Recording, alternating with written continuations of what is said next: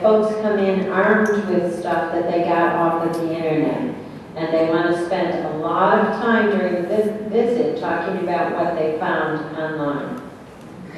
There are also, of course, privacy issues.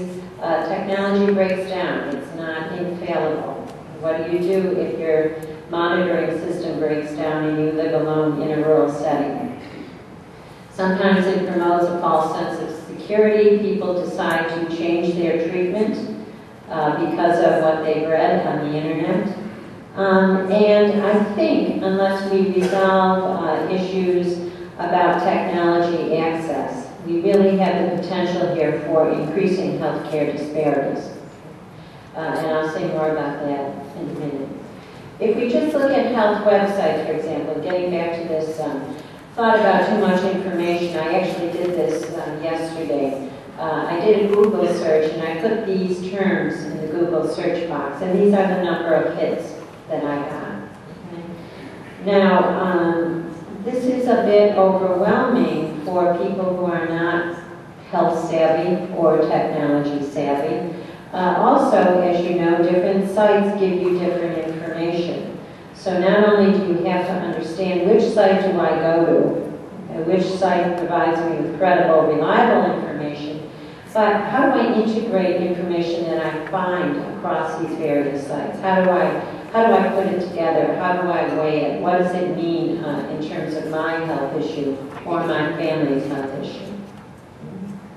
So the question that we deal with in our research at the University of Miami is, will older people be able to access and successfully adapt to and use telemedicine and e-health tools? I think that because of what I presented earlier in terms of demographics, not only in terms of age of the population, but also in terms of technology diffusion, I think this is a very relevant and important question. This is some data for the Pew report, and they have some more recent data out, and what we're seeing is, although older adults are increasingly using technology, there still is an age-related digital divide. Okay, so we're going to see that these trends, we're going to see greater use among people age 65 and older, but their use is still significantly less than the younger cohorts. And what we find is that of the people in the older cohorts who do use technology, they tend to be better educated, wealthier, and white. There's still less use among minority populations and those less educated.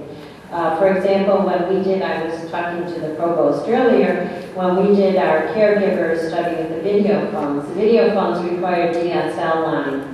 And we naively thought that all of the caregivers would have a DSL line in their home. Well, guess what? Not one single caregiver has a DSL line in their home. We had to install them, and some of the folks, we actually had to pay off their phone bills before Bell Cell would come in and install the DSL line.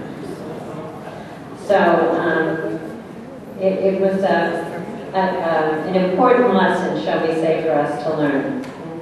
Not only are there disparities in internet access, there's also disparity in internet access speed. Okay? Who has broadband and who doesn't, and the picture is very similar. Okay? Less likely among the older cohorts, especially those who are minority, less educated, and poorer. Okay? And this has obvious implications for healthcare technology and technology applications. So what are some of the requirements of meaningful access to healthcare IT? Certainly people need to be aware of the technology. We run a lot of focus groups with older adults in Miami. It's surprising, but many times people who come in still don't know what the internet is, what the internet is for, or how the internet can be beneficial to them. Not only do people have to be aware of technology, they have to know where and how to get it, how to install it, and they need some technical support if the system breaks down. I think that's particularly critical for older folks who live alone or who live in rural locations. People need knowledge and skills to use technology. We can talk here about lifelong learning because technology is dynamic, it doesn't change. Just because you learn one application doesn't mean that you're going to know how to use all the applications. And I have an iPhone. I got an iPhone 4, and now my colleague told me, well, he's not getting the 4, he's waiting for the 5 to come out this summer.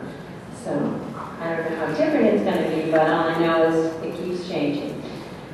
A big thing, of course, is people have to be able to comprehend the information that they get and use, especially from these health websites, and use the information appropriately. So let's think about, if we go back just to this last point, being able to comprehend, understand, and use information, let's just go back to thinking about using the internet. Okay?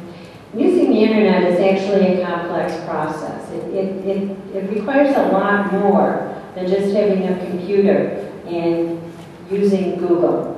Okay? If you really break it down, what it requires is, if we're going to look for health information on the internet, okay, you have to have some knowledge of the problem domain. All right, some knowledge of what am I going to put in that Google search box.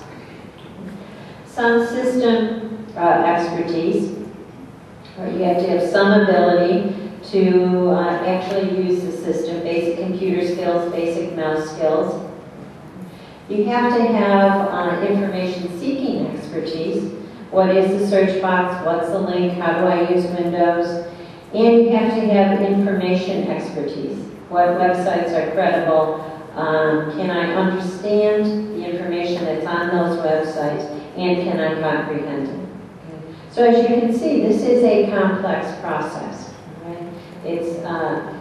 When people, a lot of younger people think about using the internet, it's just like second nature to them. But if you break it down and think about it with respect to folks who don't have technology experience or don't have technology access, it actually is a very complex process. And I'm going to get back to this in a minute with some research, to demonstrate this with some research we're doing in my lab at Miami. So what are some of the barriers to use of healthcare technologies? Limited knowledge of potential uses and benefits of technology, cost, rapid developments and changes in technical systems, interface issues. I think there's a lot we need to do in terms of design and making interfaces more user-friendly. And I think another issue that is highly significant is this whole issue of health literacy. And most telemedicine and e-health tools that are available require at least some adequate levels of health literacy. This is especially true if we think about patient portals of EMR systems. Okay, people have to have basic, for example, numeracy skills. And what the data tells us right now is more than half of the adult population in the United States has less than adequate health literacy. And this is particularly true among older adults.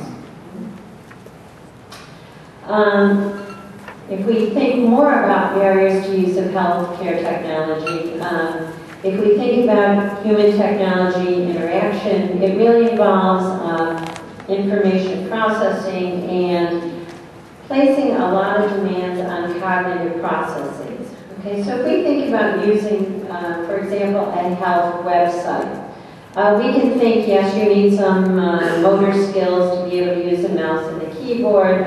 You need some visual perceptual skills to see what's on the screen. But we're not really concerned about physical demands in terms of having to lug a computer around or those kinds of issues. We're really thinking about use in terms of cognitive demands. It requires demands on memory, speed of processing, attention, and etc.